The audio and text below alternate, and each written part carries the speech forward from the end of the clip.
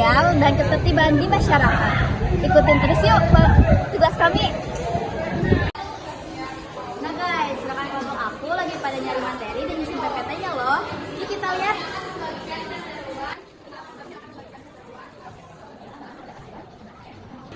Nah guys, penyusunan PPT-nya udah selesai nih. Misi pertama sukses. Sekarang ke bagian yang paling seru, yaitu bikin yel-yel. Jadi, itu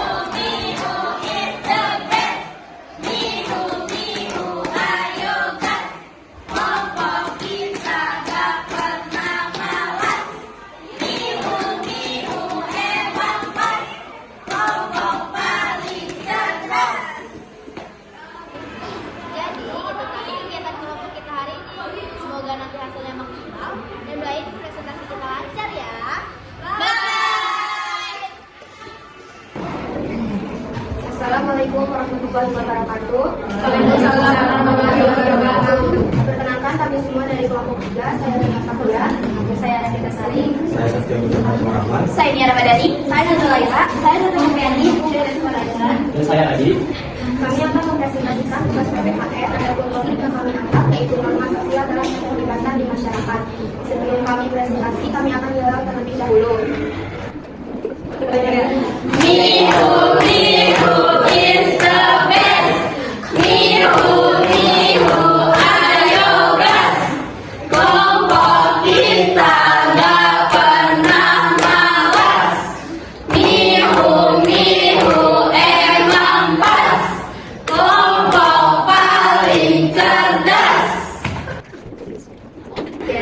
Pendahuluan dalam kehidupan sehari-hari, manusia tidak dapat hidup sendiri. Kita selalu berinteraksi dengan orang lain dalam kehidupan keluarga, sekolah, dan masyarakat. Agar hubungan tersebut berjalan dengan baik, dibutuhkan aturan yang mengatur bagaimana setiap orang seharusnya bersikap dan bertindak.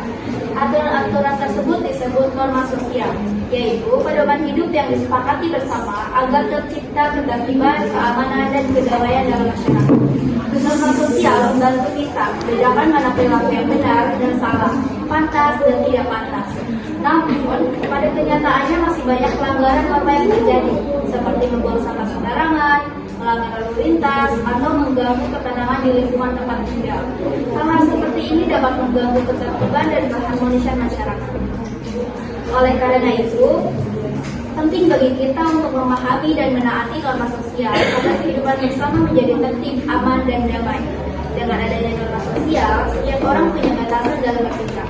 Jadi, hubungan antar anggota masyarakat bisa berjalan tertib, saling menghormati, dan menghargai. Kalau norma sosial ditaati, kehidupan akan menjadi damai dan harmonis. Tapi kalau dilanggar, bisa timbul kekacauan dan konflik di masyarakat. Perilaku yang melanggar norma sosial bisa menimbulkan beberapa dampak negatif di lingkungan. Antara lain, warga menjadi tidak tenang dan sulit beristirahat tanpa kebersihan, muncul rasa tidak nyaman dan ketegangan antar warga, terjadi percekcokan atau pertengkaran kecil antar tetangga, lingkungan jadi kotor, bau dan tidak sehat akibat sampah yang dibuang sembarangan, menurunnya rasa saling menghormati dan gotong royong antar warga. Solusi atas masalah tersebut yaitu memberikan teguran secara sopan dan kekeluargaan kepada warga yang bersangkutan. 2. Mengadakan musyawarah warga yang dipimpin oleh ketua RT atau kelompok masyarakat. Menyusun aturan bersama tentang jam ketenangan dan kebersihan di lingkungan. Meningkatkan kesadaran warga melalui kegiatan gotong royong dan sosialisasi tentang pentingnya menaati norma.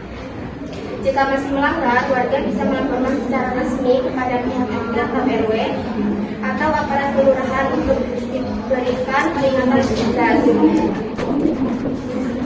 Cara warga menyelesaikan masalah.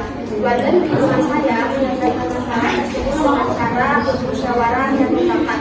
Ketua RT mengundang semua warga untuk berdiri dan membicarakan masalah tersebut. Dalam musyawarah tersebut, warga yang melanggar diberi kesempatan untuk menjelaskan alasannya, kemudian diberi nasihat agar tidak mengulangi perbuatannya. Setelah musyawarah, disepakati bahwa semua warga harus menjaga ketenangan lingkungan dan tidak membuat kebisingan sebab pukul yang dan pelajaran yang dapat diambil dari kejadian tersebut. Warga belajar beberapa hal penting, pentingnya menaati norma sosial agar terciptanya kehidupan yang tertib dan damai. menyelesaikan masalah dengan musyawarah dan saling menghargai lebih baik daripada emosi atau kekerasan. Hidup bermasyarakat membutuhkan toleransi, pengertian, dan tanggung jawab bersama. Norma agama, kesusilaan, kesopanan, dan hukum saling melengkapi dalam menjalin kehidupan hidup manusia. Kesimpulannya, dapat disimpulkan bahwa dalam kehidupan bermasyarakat, setiap warga harus mematuhi norma-norma yang berlaku agar tercipta lingkungan aman, nyaman, dan harmonis. Jika ada warga yang melanggar norma dan membangun ketenangan, maka masalah tersebut sebaiknya diselesaikan dengan cara musyawarah dan penghormatan kekeluargaan.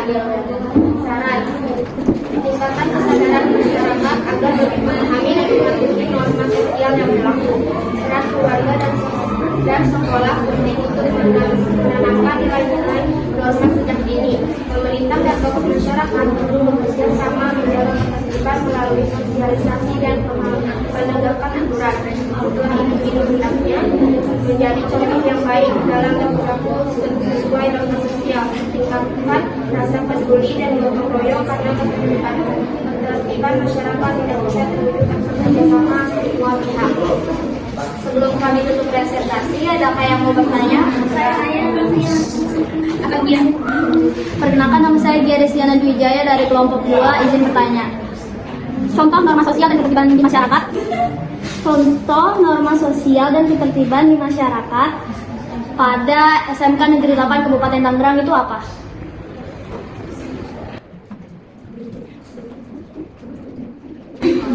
Ada izin menjawab. 1. Menghormati guru dan staf sekolah.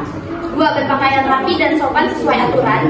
3. Tidak berkata kasar atau menghina teman. 4. Menjaga kebersihan kelas dan lingkungan sekolah. 5. Bekerja sama dalam kegiatan sekolah seperti upacara, kerja bakti, dan ekstrakurikuler. Cukup. Terima kasih. Ada lagi? Nama saya Najwa Maria dari kelompok 2, ingin bertanya. Mengapa norma sosial perlu ditegakkan dalam kehidupan sehari-hari?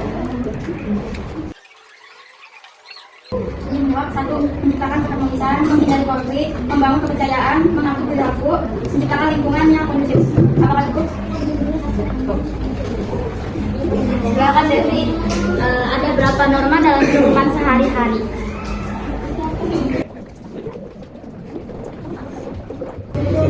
Ada 4 norma. Norma kesopanan, norma hukum, norma agama, dan norma kesusilaan. Yang paling penting itu norma apa? Norma kesusilaan. Asik. Jadi namanya saya. Perkenalkan nama saya Natasha Putri dari kelompok 1. Siapa namanya? Anita Natasha Putri. Izin bertanya. Menurut kalian, apakah semua norma sosial selalu sesuai dengan perkembangan zaman? Jelaskan. Lalu sebutkan satu saja contohnya. Oke. Tidak semua norma sosial selalu dengan perkembangan zaman. Hal ini karena norma sosial bisa berubah mengikuti perkembangan masyarakat, teknologi, dan cara berpikir manusia. Norma yang dulu dianggap pantas bisa saja sekarang tidak relevan lagi. Begitu juga sebaliknya.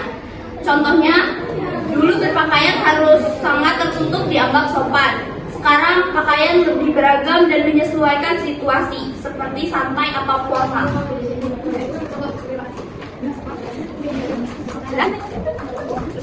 Jadi kalau gitu kami tutup presentasinya. Sekian presentasi dari kelompok kami. Terima kasih atas perhatian teman-teman dan ibu guru. Kami mohon maaf apabila ada kesalahan dalam penyampaian. Wassalamualaikum warahmatullahi wabarakatuh.